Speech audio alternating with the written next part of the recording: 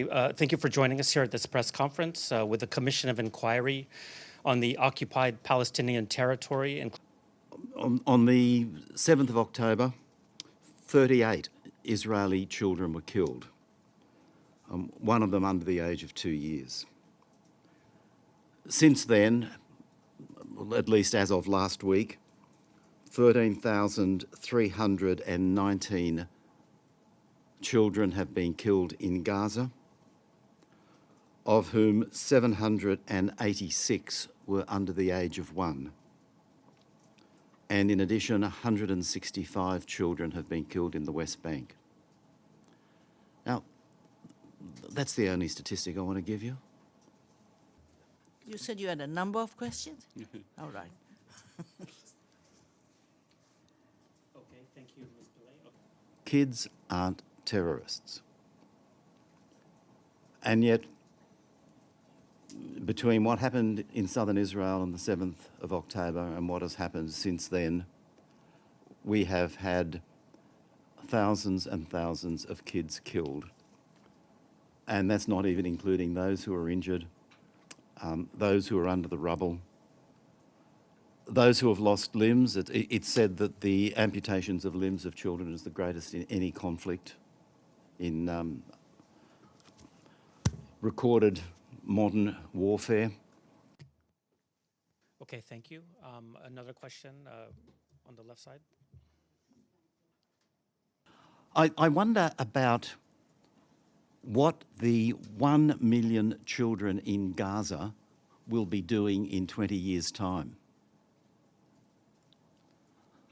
The conflict in Gaza is an Israeli terrorism creation factory.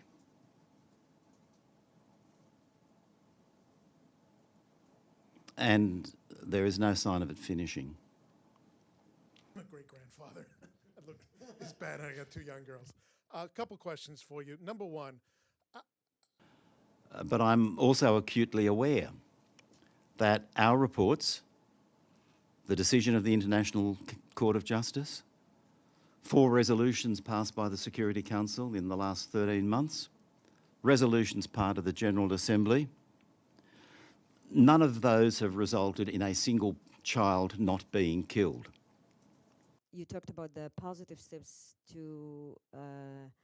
that countries should take to end the occupation. Could you elaborate on that? And every day we witness new horrific attacks on civilians and civilian objects in the Gaza Strip, including medical facilities. Attacks on medical facilities, as we said in our current report to the GA, and the complete destruction of Gaza's healthcare system was the main focus of this report. And we believe it's an outrage that such attacks are continuing unabated. And as we said many times before, an immediate ceasefire is the utmost priority and should pave the way for peace, justice, and accountability for all victims. So obviously the commission, with just a commission of inquiry, you have to change your attitude in the way you treat these 2 states, Palestine and Israel. You have to distinguish between them. So, one is an occupier and the other are occupied. And the onus then lies on every state under international law to take steps not to cooperate with the occupation itself. And so, because that's the order, we then spelt out the various steps.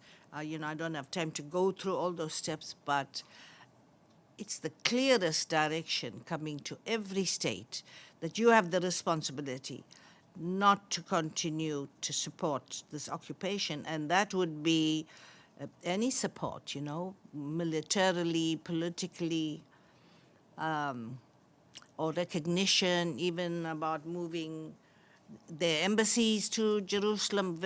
Every step that one can shine the microscope on comes under this. You have to change your traditional way of treating the situation.